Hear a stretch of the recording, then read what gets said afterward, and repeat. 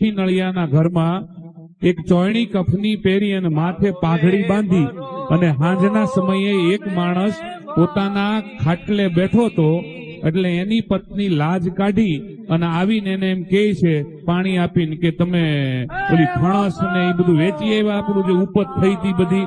તો કે હા, હવે કાલ આપણી જે લેણું આપણી માથે જે છે ને એ બધું લેણું આપણે એમાંથી કાલે ચૂકવી દેવું. ઈ કે તો કે કાંઈ વાંધો નહીં, ચૂકવી દેવું. પણ ખરેખર આ કેમ માવઠાનો માર પડ્યો એમ એને કાંઈ મળ્યું નહીં. રાતે એકલા બેઠા બેઠા વિચાર કર્યો શું થાહે. હાથમાં કટોરો લીધો, કટોરામાં ન નાખવાનું નાખીને પી ગયો, પીને હુઈ ગયો.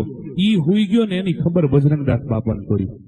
ઈ હુઈ ગયો ને એની ખબર બાપાને આશ્રમે પડી. એટલે બાપા ઝબકીને જાગી ગયા ને કીધું, એ પ્રભાત જાગ, સવારે આપણે ગોવિંદ પટેલ ને જવાનું છે. ઈ કે આપણે સવારે ગોવિંદ પટેલ ને જવાનું છે. ઈ કે શું કામ?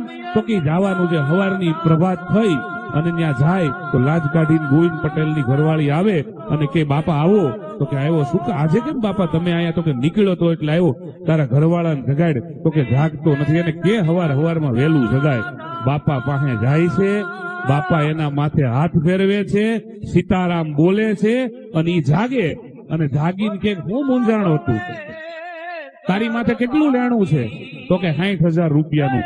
60,000 રૂપડીમાં ગેંગે ફેફે કરીમાં ઈ કે તારી હારે બજરંગદાસ બાપો બેઠો છે. ઈ કે તું ગેંગે ફેફે કરીમાં, તારી હારે બજરંગદાસ બાપો બેઠો. બધાના લેણા ચૂકવી દીધા.